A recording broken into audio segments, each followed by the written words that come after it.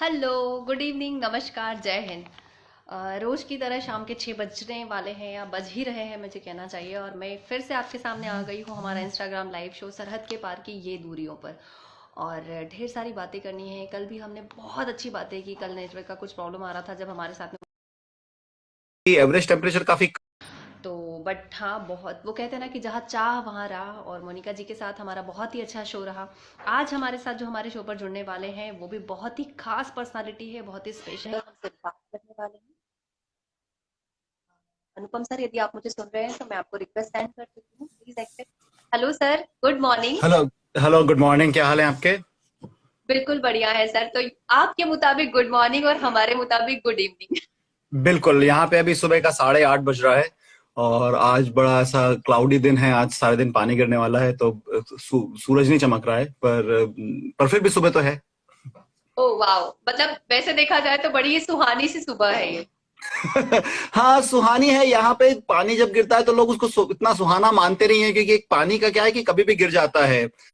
हमारे यहाँ क्या होता है कि पानी 4 महीने गिरता है, बाकी 8 महीने पानी नहीं गिरता। तो जब पानी गिरता है तो हमको पता होता है कि कब पानी आने वाला है। यहाँ पे पानी कभी भी आता है, और अभी मौसम अभी भी यहाँ पे गर्म नहीं हुआ है। तो अभी एवरेज टेम्परेचर काफी कम है, तो जब पानी गिरता है तो टेम्परेचर और थोड़ा कम हो जाता है। तो लोग कोई, जैसे हमारे यहाँ हम लोग पानी में बहुत खुश हो जाते हैं। जब पानी गिरता है तो हम लोग हाँ। बाहर भाग के दौड़ने जाते हैं।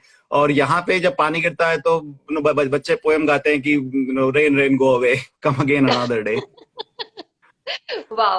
बट मतलब यहाँ जो मौसम है उसके मुताबिक तो बारिश का सुनकर ही ऐसा लग रहा है कि अच्छा बारिश हो रही है, अरे वाह। तो अनुपम वही। सर, बहुत बहुत स्वागत है आपका हमारे शो सरहद के पार की ये दूरियों पर। धन्यवाद बुलाने के लिए, थैंक यू। आपको भी बहुत बहुत धन्यवाद सर कि आपने टाइम दिया, और आपके शेड्यूल में से हमें समय देने के लिए आपने हाँ की, उसके लिए थैंक यू सो मच। मैं आज के शो को आगे बढ़ाती हूँ सर। वैसे जितनी बेसिक जानकारियां मुझे थी मैंने दर्शकों को आपके बारे में बताई है, लेकिन हम बहुत कुछ और भी जानना चाहते हैं, तो आई रिक्वेस्ट आप बिल्कुल। प्लीज हमें जानकारियां दें। बिल्कुल। तो मैं इंदौर का रहने वाला हूँ मूलतः। मैंने अपनी पढ़ाई इंदौर से की। GSIT से मैंने इंजीनियरिंग किया, और बहुत लंबे समय बाद, वो बहुत लंबे समय पहले, तो काफी वक्त हो गया है वो हुए। लेकिन इंजीनियरिंग करने के बाद फिर मैं मुंबई चला गया था, और कुछ साल मुंबई में मैंने नौकरी की। और फिर करीब 21 साल पहले हम लोग यूएस आ गए थे। यहाँ यूएस में आके मैं 3 शहरों में रहा हूँ खासतौर से। एक शहर है मिनियापोलिस, जो कि मिडवेस्ट में है, वहां पे करीब 2-3 साल रहा। फिर करीब 10 साल में शिकागो में था। और पिछले 8-9 सालों से हम लोग बॉस्टन में हैं। बॉस्टन जो है अमेरिका के ईस्ट कोस्ट पे है। ईस्ट कोस्ट ने कि जहाँ पे न्यूयॉर्क, वाशिंगटन है। न्यूयॉर्क, और इनफैक्ट वाशिंगटन के ऊपर न्यूयॉर्क है। न्यूयॉर्क से करीब 200 से 4 गुना बड़ा है। लेकिन लोग रहे हैं, तो यहाँ पे जो 6 स्टेट्स हैं उनको कलेक्टिवली न्यू इंग्लैंड बोला जाता है। और बाद में खैर बॉस्टन काफी बढ़ा। और यहीं से यहाँ की जो रिवोल्यूशन है, जो यहाँ की आजादी की जो लड़ाई थी, वो बॉस्टन में ही लड़ी गई। और हो चाहे अमेजोन हो, वो सारी सारी यूएस में है। तो आज यूएस की जो इकोनॉमी है, इन सब का मिक्स है। काफी सारा एंटरटेनमेंट है, काफी सारा टूरिज्म है, काफी सारा इंफॉर्मेशन टेक्नोलॉजी है। तो मुझे ये देख के लगता है कि इकोनॉमी बहुत क्विकली रोटेट हो जाती है। 80 के दशक में या 90 के दशक में जब जापान बहुत तरक्की कर रहा था, तो लोगों को बड़ा डर लग रहा था कि अरे क्या अमेरिका रिप्लेस हो जाएगा जापान से, क्या जापान नंबर 1 हो जाएगा। लेकिन फिर कंप्यूटर की क्रांति आई, और यहाँ की कंपनियों ने उसमें बहुत बहुत तरक्की की। अगर आज देखें तो जापान की कोई भी आपको इंटरनेट कंपनी नाम ध्यान नहीं आएगा। जापान की मैन्युफैक्चरिंग कंपनियां बहुत सारी आपको ध्यान आएंगी, बहुत सोनी, सारी। पैनासोनिक, बट कोई भी इंटरनेट बेस्ड कंपनी नहीं ध्यान आएगी आपको। और अगर आप यूएस में सबसे बड़ी कंपनियां देखें, आज की तारीख में जो सबसे बड़ी कंपनियां हैं, उन कंपनियों की जो उम्र है वो 25-30 साल से ज्यादा नहीं है। यहाँ के अगर अच्छा। स्टॉक मार्केट की सबसे बड़ी कंपनियां देखें तो अमेजॉन है, गूगल है, माइक्रोसॉफ्ट है। और ये सारी कंपनियां 25 साल पुरानी है, 25-30 साल पुरानी है। माइक्रोसॉफ्ट थोड़ी सी ज्यादा पुरानी है, लेकिन 30-40 साल की है। तो जो सारा ग्रोथ है वो काफी रिसेंटली हुआ है। लेकिन इसका दूसरा असर भी है, दूसरा साइड भी है, कि मान लीजिए कोई आदमी है जो सारे टाइम मैन्युफैक्चरिंग में काम करता है। उस आदमी को तो मशीन चलाना आता है, उस आदमी को कुछ बनाना आता है। अब आपने बोला भाई मैन्युफैक्चरिंग तो नहीं होगा, तो वो आदमी क्या करेगा? तो हम्म। काफी सारे लोग, जब जब इकोनॉमी रोटेट होती है, तो जो जिन लोगों के पास सही स्किल्स है उन लोगों को तो बहुत फायदा होता है। पर जो लोग बेचारे गलत स्किल में फंस जाते हैं, उन लोगों को, जैसे आप इंदौर का ही सोचिए, अगर कोई आदमी को सिर्फ कपड़ा बनाना आता है, हमारे यहाँ की सारी मिल बंद हो जाए, तो आदमी क्या करेगा? तो हम्म। तो ये स्थिति यहाँ भी है। तो ऐसा, तो कई मामलों में यूएस अपने आप को समझता है कि बस हम ही दुनिया है। ये बड़ा बड़ा अजीब। और हम लोग जो बाहर से आते हैं वो देखते हैं तो हमको बड़ी हंसी आती है। कई बार यूएस को लगता है बस जो कुछ है हम ही है। और मैं आपको उसका उदाहरण दूंगा एक दो। लेकिन यहाँ के जो 4 स्पोर्ट्स हैं वो यहाँ के सबसे बड़े स्पोर्ट्स हैं। और जैसे हमारे यहाँ आईपीएल है, उस तरह की लीग्स बनी हुई हैं। हमारे आईपीएल बहुत छोटी लीग है, मतलब 8 ही टीमें हैं, शायद 8 या 10 टीमें हैं अभी, राइट। यहाँ पे जनरली जो स्पोर्ट्स टीम है उनमें 34 से 36, 34 to 36 टीम्स होती हैं। तो हर एक शहर में एक एक टीम होती है। तो 4 यहाँ के सबसे बड़े स्पोर्ट्स हैं। एक स्पोर्ट है अमेरिकन फुटबॉल, जो आपने देखा होगा। वो इंडिया अपना फुटबॉल नहीं है, अमेरिकन फुटबॉल। इसमें कि मतलब बॉल को छूना भी अलाउड है, बॉल को लेके भागना भी अलाउड है, और बॉल लेके भागने वाले को पीटना भी अलाउड है। तो वो अमेरिकन फुटबॉल है, शायद सबसे ज्यादा पॉपुलर स्पोर्ट है यहाँ का। उसके अलावा बेसबॉल है, जो कि क्रिकेट का बिछड़ा भाई है। उसके अलावा आइस हॉकी है और बास्केटबॉल है। ये 4 यहाँ के सबसे मेन स्पोर्ट्स हैं, और साल भर ये स्पोर्ट्स चलते रहते हैं। अच्छा, मतलब आपने दोनों जगह पढ़ाई की है, आपने आपका जी, इनिशियल स्टेज पे जो एजुकेशन था वो आपने यहाँ से किया, एंड देन वहां से भी आपने स्टडीज की। अभी आपके बच्चे वहां पढ़ रहे हैं, तो आपने अपने यंग जनरेशन, मतलब 18 ईयर्स की स्टडीज आपने यहाँ की है, और आपके बच्चे वहां से गेन कर रहे हैं, वो स्टडीज अभी ले रहे हैं। दोनों के फर्क को आप कहाँ तक किस तरह से देखते हैं? बिल्कुल बिल्कुल। या ये बड़ा इंटरेस्टिंग टॉपिक है। और एक और चीज मैं करता हूँ, मैं असल में यहाँ पे एक बॉस्टन में यूनिवर्सिटी है, ब्रेंडाइस यूनिवर्सिटी, उसमें मैं एक गेस्ट लेक्चर, एक क्लास भी पढ़ा रहा हूँ। अभी शाम को एक क्लास पढ़ाता हूँ जस्ट जनरली शौक के लिए। तो वो भी मेरे को देखा है मैंने। मेरा खुद का अनुभव बहुत अच्छा रहा शिक्षा से पे। यहाँ से मैं यूनिवर्सिटी ऑफ शिकागो से एमबीए करने गया था। शिकागो में रहते थे और बहुत अच्छा कॉलेज था वो। तो मेरा बहुत मन था कि मैं एक ऐसी यूनिवर्सिटी से एमबीए करूं जो कि बहुत बहुत बहुत वर्ल्ड वेल नोन है। तो मैं वहां पे एमबीए करने गया, और मुझे बहुत मजा आया। उसके पहले भी मैंने काफी पढ़ाई की थी। अब आप ये बोल सकते हैं कि तब तक इतने सिंसियर नहीं थे। लेकिन जब मैं एमबीए कर रहा था तो पहली बार ऐसा लगा कि मैं क्लास जाना चाहता हूँ, क्योंकि क्लास में बहुत डिस्कशन बहुत होता था। तो ज्यादातर सॉरी, मैं क्लासेस। बीच में डिस्टर्ब कर रही हूँ, सॉरी। बट जहां बिल्कुल। तक मुझे थोड़ी सी आपके बारे में जानकारी मिली थी, आपने पीईटी में भी काफी अच्छी रैंक हासिल की, आपने एसडीएस आईटीएस से स्टडीज की, उसके बावजूद आप ये कह रहे हैं कि मैं पढ़ाई में इतना सिंसियर नहीं था और शिकागो जाकर सिंसियर हुआ। मतलब हाँ, हालांकि मतलब मैं ईमानदारी से बोलता हूँ कि मतलब वो अंतर समझ में आता है कि जब आप एक बार आप पढ़ने के लिए पढ़ते हैं। तो मैं जब इंडिया में पढ़ा था तो पढ़ने के लिए पढ़ता था, या ग्रेड लाने के लिए पढ़ता था कि चलो यार पास हो जाएंगे, अच्छा थोड़ा स्कोर आ जाए तो रिज्यूमे में लिख देंगे तो नौकरी वोकरी मिल जाएगी। पर मुझे जो शिकागो सबसे अच्छी बात ये लगी कि जो मैं जहाँ पे एमबीए कर रहा था, यूनिवर्सिटी ऑफ शिकागो में, कि बहुत बहुत ओपन डिस्कशन होता था। कोई भी टॉपिक है उसमें बहुत टीचर इनवाइट करता था कि भाई तुम लोग भी बात करो। और अक्सर ऐसा होता था कि क्लास में 50% टाइम टीचर बोल रहा है, बाकी 50% टाइम बाकी लोग बोल रहे हैं। और उससे आपको बहुत तरह के लोगों के पर्सपेक्टिव सुनने में आते थे। तो वो मुझे बहुत अच्छा लगा। और स्पेशली यूनिवर्सिटी ऑफ शिकागो बहुत रिसर्च फोकस यूनिवर्सिटी है। इनफैक्ट जब मैं वहां पे पढ़ रहा था तो हमारे कॉलेज में 6 ऐसे लोग थे जो कि उस समय नोबेल प्राइज जीते हुए थे, सिर्फ हमारे कॉलेज में। इनफैक्ट जो अपने रघुराम रामन जो थे, जो कि अपने रिजर्व बैंक के गवर्नर थे, वो भी यूनिवर्सिटी ऑफ शिकागो में प्रोफेसर। और अगर इन दोनों का मिश्रण बिल्कुल।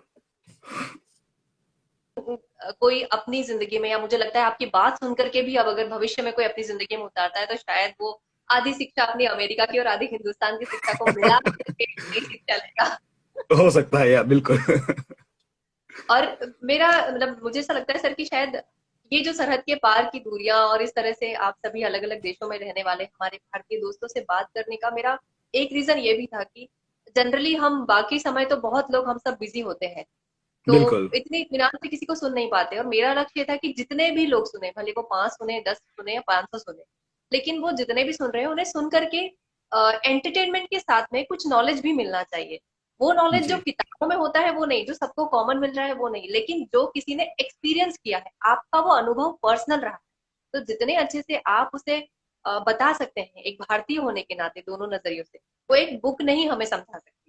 ये मेरा ऐसा सोचना है, और शायद यही एक कारण था कि मैं इस तरह के शो को लाने के लिए मेहनत कर रही थी, और आप सभी ने मेरी उस मेहनत को शो पर हाँ करके आने के लिए सक्सेसफुल किया है। तो आपको मैं दोबारा से मतलब धन्यवाद कर रही हूँ, क्योंकि आज जो आपसे सीखने और समझने को मिल रहा है इन चीजों को लेकर के, वो बहुत ही रोचक भी है और बहुत ही ज्ञानवर्धक भी है हमारे लिए। हाँ नहीं, आप ये बहुत अच्छा काम कर रही हैं। अलग मैंने देखा आपके लिस्ट में जितने लोग हैं, कई कितने 5 देशों के अलग अलग लोग हैं, और इन सब लोगों को एक प्लेटफॉर्म पे लाना और बात करना, बहुत बहुत अच्छा काम कर रही हैं आप। अब मैं तो मैं इंस्टाग्राम इतना इस्तेमाल करता नहीं हूँ। मेरे को अपने बच्चों से पूछना पड़ा भाई कैसे करते हैं फिर मैंने अपना अकाउंट बनाया। लेकिन अब बहुत अच्छा काम कर रही हैं वास्तव में, और लोगों को कनेक्ट करना। और अब एक बात जो मुझे बहुत अच्छी लगती है कि हिंदुस्तान में भी अभी जो ये डिजिटल रिवोल्यूशन आया है, सब लोग कनेक्टेड हैं, और इन सब मीडिया को, प्लेटफॉर्म्स को लोग अलग तरीके से इस्तेमाल कर रहे हैं, तो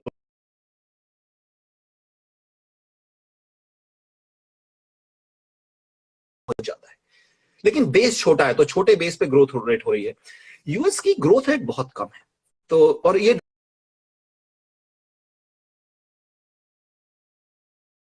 डेवलप्ड इकोनॉमी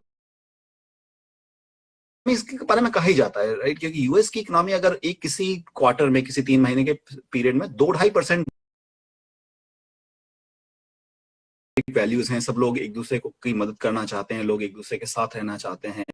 हैं वहाँ हमारे इंडियन फेस्टिवल्स को। तो आपके जब दूसरे दोस्त आते हैं, अमेरिकन फ्रेंड्स आते हैं आपके, तो उनका क्या कहना होता है उन पकवानों को लेकर के, उन खान पान की चीजों को लेकर? हिंदुस्तानी खाना काफी पसंद किया जाता है, क्योंकि हमारा खाना काफी फ्लेवरफुल है। तो अब पिछले कई सालों में देखा है कि अमेरिका में हिंदुस्तानी खाने के लिए लोगों का जो उत्साह है वो बढ़ा है। तो हिंदुस्तानी खाना और ज्यादा लोग पसंद करने लगे हैं।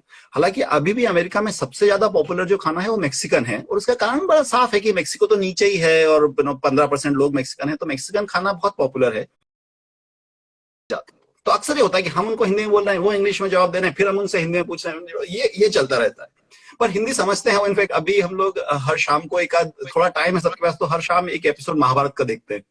वाह, ये तो वो अपना जो ओरिजिनल महाभारत है। ग्रेट। आप वहां पे भी महाभारत देख रहे हैं और बच्चों के साथ देख रहे हैं, फैमिली के साथ। ये बहुत ही प्राउड मोमेंट है। हम लोगों को सुन करके भी बहुत अच्छा लगा, मुझे तो स्पेशली। हाँ, एंड मुझे महाभारत की कहानी बहुत अच्छी लगती है। और इनफैक्ट मैं एक एक राजगोपालाचारी ने एक महाभारत लिखी है। ऐसा कर्फ्यू नहीं है जैसे हमारे यहाँ भी अभी स्टे शेल्टर एट होम बोला जाता है यहाँ पे, मतलब घर में रहो। लेकिन ऐसा स्ट्रिक्ट नहीं है। तो जैसे हम लोग बाहर जाते हैं, से हमारा हमारा जो कुत्ता है उसको हम घुमाने के लिए बाहर जाते हैं, या मैं हर शाम को घूमने के लिए निकल जाता हूँ, क्योंकि अभी कुछ और करने को है नहीं, एक्सरसाइज नहीं हो पा रही है, तो मैं 1-1.5 घंटे घूम के आता हूँ। लेकिन पुलिस को यहाँ पे ऐसा इन्फोर्स नहीं करना पड़ता। ऐसा नहीं है कि लोग सड़कों पे घूम रहे हैं, पुलिस को डंडा लेके पीछे भाग रही है। तो इस मामले में पुलिस को इतना मेहनत नहीं करनी पड़ रही है जितनी मेहनत हिंदुस्तान में पुलिस को करनी पड़ रही है। तो इस समय तो मुझे लगता है कि हिंदुस्तानी पुलिस अच्छा काम कर रही है समय। तो मैं जो मुझे तो जो वीडियो पे दिखता है, पर क्योंकि हम उन लोगों को नहीं मिलेगा, वो लोग कहीं ना कहीं भागने की कोशिश करेंगे, हम उसको प्रिवेंट। बात की मैंने, जब आपसे रिक्वेस्ट की थी और आपको फोन भी बताया था, मैंने कहा था सिर्फ सर आधा घंटा है, आपको 30 मिनट बात करनी।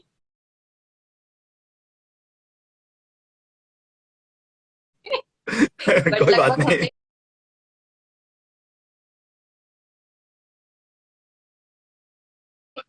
1 घंटा बात की, और मतलब ओह, मेरा मन अभी भी नहीं भर रहा है। और मैंने एक चीज आज आपके शो पर आपके साथ देखी है सर, कि जितने भी व्यूवर्स जो स्टार्टिंग से बने हुए थे, वो अभी तक बने हुए हैं शो पर। जय हिंद सर। जय हिंद, बाय। Bye sir. जिस तरह से लगातार शो पर बने हुए हैं और आज बने हुए थे, ये मेरे लिए बहुत ही मतलब गर्व का भी विषय है, गर्व की बात भी है, और उसके साथ साथ मेरे लिए हौसला अफजाई वाली भी बात है। तो मैं आपसे आज एक निवेदन करना चाहती हूँ, इतने जितने भी दोस्त मुझे इस वक्त सुन रहे हैं, आपको हमारा शो कैसा लग रहा है, प्लीज आप मुझे कमेंट में बताएं। साथ ही साथ आप इतने लगातार, लॉकडाउन जब से शुरू हुआ है तब से मैं अलग अलग दर्शक लोगों को, अलग अलग जानकार व्यक्तियों को आपसे मिलवा रही हूँ। मेरा निवेदन है कि आप प्लीज मुझे ये बताएं कि इनमें से कौन कौन ऐसे गेस्ट हैं जिन्हें आप दोबारा से सुनने की इच्छा रखते हैं। मैं उनसे दोबारा से रिक्वेस्ट करके फिर से उन्हें बोलूंगी कि आप किसी विषय पर हमसे बात करने के लिए आए। और मेरे लिए जानना वाकई में बहुत जरूरी है कि आपको शो कैसा लग रहा है। साथ ही साथ यदि आपको ये शो पसंद आ रहा है तो आप कृपा करके दूसरे लोगों को भी शो के बारे में बताएं, इसकी जानकारी दें। इस वक्त हमारे साथ जुड़े